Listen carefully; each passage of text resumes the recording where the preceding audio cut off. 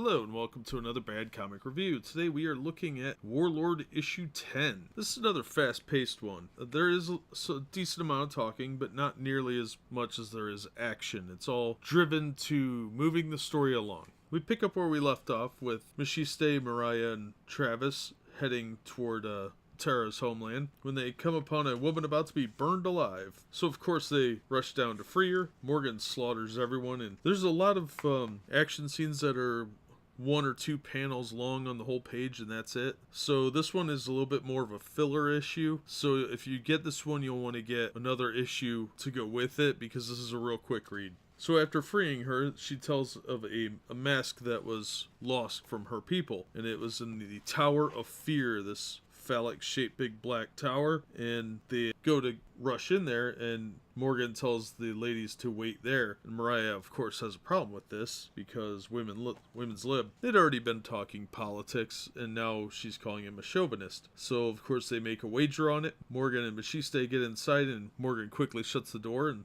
tells her, "It looks like you lose." So they go in and go make their ascent up toward the top of the tower when they are set upon by the monster on the cover here. The monster, I mean, that scene looks almost identical to what you actually see in there. So it's actually pretty accurate. And of course, they fight their way through, and then they are set upon by some demon type monsters, and they have to sneak past those before they get in. And what should they find at the top but Mariah waiting for them? Turns out the statues out front were hovering and nobody really paid attention to them, so she took enough weight off to make it ascend, and she rode up to the top and was able to retrieve the mask that way. So they ride that way back down, return the mask to the young lady that was going to be sacrificed, and Machiste has to shave his head as a consequence of losing the bet. But the real point of the story is not just this kind of cheeky bet wager they had going, but that in fact that the young lady was actually a witch, and she is putting the mask on a dead body in hopes of resurrecting it, and it works. And of course, who else would it be but Demos, the villainous guy from the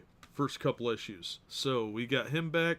We've got a nice quick little story of action and adventure. It's a good sword and sorcery tale, real fast-paced, self-contained story, part of the greater meta story to them traveling, and we've got the return of a major villain, one that will pester Morgan throughout the series for a long, long time to come. So it's a fun issue with a major plot point, but it's not a major book. But I thought it was a fun adventure, it had a very D&D kind of feel, and I think it was pretty well written, and it was a interesting change of pace, especially to see the heroes getting tricked by this witch who used them to get something to resurrect Morgan's arch nemesis. So yeah, great book, recommended. A lot of fun, real fast paced, great art by Mike Grell, good story, letters by Ben Oda, colored by Liz Berube, and edited by the great Larry Hama. So highly recommended book, all around a great team worked on it, and it was nice, fast paced, fun book. But it's a real quick read, so be sure and pick up something else in addition to this so you have more than one book to read, because it'll take you 10 minutes to read the whole thing. It's a lot faster paced than most books. So that'll do it for this one. As always, thanks for listening, and I hope to see you on the next episode.